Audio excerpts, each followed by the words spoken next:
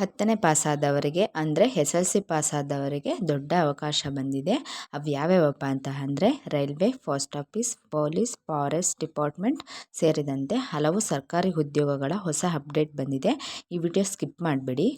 ಕೊನೆಯಲ್ಲಿ ಯಾವ ಜಾಬ್ಗೆ ಎಷ್ಟು ಸ್ಯಾಲ್ರಿ ಸಿಗುತ್ತೆ ಅನ್ನೋದನ್ನು ಹೇಳ್ತೀನಿ.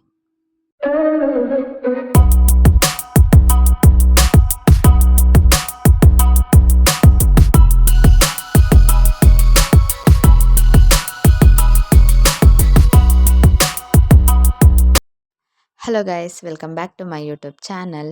ಇನ್ನು ನಮ್ಮ ಚಾನಲ್ಗೆ ಸಬ್ಸ್ಕ್ರೈಬ್ ಮಾಡಿಲ್ಲ ಅಂದರೆ ಸಬ್ಸ್ಕ್ರೈಬ್ ಮಾಡ್ಕೊಳ್ಳಿ. ಇಂದು 10ನೇ ಪಾಸಾದವರಿಗೆ ಅಪ್ಲೈ ಮಾಡಬಹುದಾದ ಹೊಸ ಸರ್ಕಾರಿ ಉದ್ಯೋಗಗಳ ಬಗ್ಗೆ ಕಂಪ್ಲೀಟಾಗಿ ಮಾಹಿತಿ ನೋಡೋಣ. ಯಾವ department, qualification, salary, age limit, last date ಎಲ್ಲವನ್ನು ಸಿಂಪಲಾಗಿ ತಿಳಿಸ್ತೀನಿ. ಮೊದಲ ರೈಲ್ವೆ ಗ್ರೂಪ್ ಡಿ ಜಾಬಲ್ಲಿ 22,000ಕ್ಕೂ ಹೆಚ್ಚು ಪೋಸ್ಟ್ಸು ಅನೌನ್ಸ್ ಆಗಿವೆ ಗೈಸ್. ಅದರಲ್ಲಿ 10ನೇ ಪಾಸ್ ಆಗಿರೋರು ಅಂದರೆ SSLC ಪಾಸ್ ಆಗಿರೋರು ಕ್ಯಾಂಡಿಡೇಟ್ಸ್ಗಳು ಅಪ್ಲೈ ಮಾಡ್ಬೋದು ಇದಕ್ಕೆ. ಅದರಲ್ಲಿ ಟ್ರ್ಯಾಕ್ ಮೇಂಟೈನರ್ ಆಗಿ, ಹೆಲ್ಪರು, ಅಸಿಸ್ಟೆಂಟ್ ಪೋಸ್ಟ್ಸು ಈ ಥರದವೆಲ್ಲವೂ ಇರ್ತವೆ. ಸ್ಟಾರ್ಟಿಂಗ್ ಸ್ಯಾಲ್ರಿ ಬಂದ್ಬಿಟ್ಟು ಅಲ್ಲಿ 18,000ರಿಂದ 32,000ವರೆಗೆ ಸಿಗ್ಬೋದು. ಮುಂದಿನದು ಪೋಸ್ಟ್ ಆಫೀಸ್ GDS ಜಾಬ್ಸ್ ಅಂತ ಗೈಸ್. ಇದಕ್ಕೆ ಎಕ್ಸಾಮ್ ಇರೋದಿಲ್ಲ. 10ನೇ ಮಾರ್ಕ್ಸ್ ಆಧಾರದಲ್ಲಿ ಸೆಲೆಕ್ಷನ್ ಆಗುವ ಸಾಧ್ಯತೆ ಇರ್ತದೆ. ಅದರಲ್ಲೂ ಹೆಚ್ಚಾಗಿ ಗ್ರಾಮೀಣ ಪ್ರದೇಶದ ಅಭ್ಯರ್ಥಿಗಳಿಗೆ ಇದು ಒಳ್ಳೆಯ ಅವಕಾಶ. ಪೊಲೀಸ್ ಕಾನ್ಸ್ಟೇಬಲ್ ಜಾಬ್ಸ್, ಪೊಲೀಸ್ ಡಿಪಾರ್ಟ್ಮೆಂಟಲ್ಲೂ ಕಾನ್ಸ್ಟೇಬಲ್ ಜಾಬ್ಸ್ ಬರ್ತಿರ್ತವೆ. ಅದಕ್ಕೆ ಅಪ್ಲೈ ಮಾಡಬೇಕಂದ್ರೆ 10th ಪಾಸ್ ಆಗಿರಬೇಕು ಅಥವಾ PUC ಕ್ವಾಲಿಫಿಕೇಷನ್ಸ್ನ ಕೇಳ್ಬೋದು. ಅದರಲ್ಲಿ ಮುಖ್ಯವಾಗಿ ಫಿಸಿಕಲ್ ಫಿಟ್ನೆಸ್ಸು ಮುಖ್ಯವಾಗಿರ್ತದೆ. ಅದು ಫಿಸಿಕಲ್ ಫಿಟ್ನೆಸ್ ಆಗಿರಬೇಕು. ಇವಾಗ ಒಂದು ಎಕ್ಸಾಂಪಲ್ಗೆ, ಒಂದು ಬಡತನದ ಕುಟುಂಬದಲ್ಲಿ ಒಬ್ಬರು ಓದ್ಬಿಟ್ಟು ಗೌರ್ಮೆಂಟ್ ಜಾಬ್ ತಗೊಂಡ್ರು ಅಂತ ಅಂದ್ಕೊಳ್ಳಿ. ತಗೊಂಡ್ಬಿಟ್ರೆ ಒಂದು ಗೌರ್ಮೆಂಟ್ ಜಾಬ್ ಸ್ಯಾಲ್ರಿಯಿಂದ ಅವ್ರ ಮನೆಯೇ ಉದ್ಧಾರ ಆಗುತ್ತೆ ಗೈಸ್. ಸೊ ಅದಕ್ಕೆ ಹೇಳೋದು government job is good salary ಅಂತ.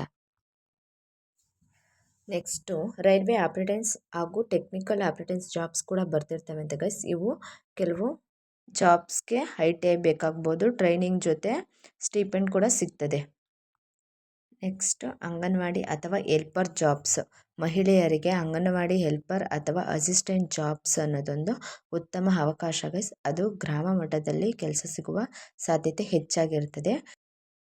ಅಂಗನವಾಡಿ ಅಥವಾ ಹೆಲ್ಪರ್ ಜಾಬ್ಸ್ಗೂ ಸಹ ನೀವು ಅಪ್ಲೈ ಮಾಡಬೇಕಂದ್ರೆ 10th ಪಾಸ್ ಆಗಿರಲೇಬೇಕು.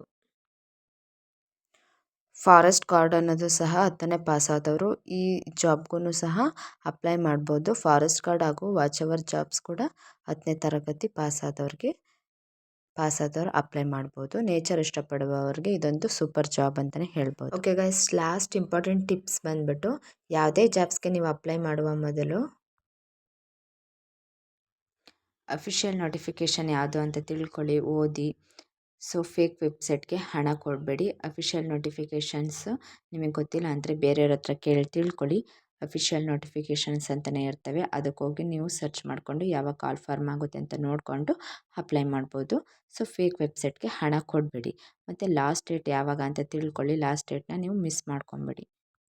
ಈಗ ನಾನು ಜಾಬ್ಗಳ ಬಗ್ಗೆ ಹೇಳಿದ್ದೀನಲ್ಲ, ಇವೆಲ್ಲ ಜಾಬ್ಗಳಿಗೂ 10ನೇ ತರಗತಿ ಪಾಸಾದವರು ಎಲ್ಲರೂ ಸಹ ಈ ಜಾಬ್ಗೆ ಅಪ್ಲಿಕೇಶನ್ ಹಾಕ್ಬೋದು.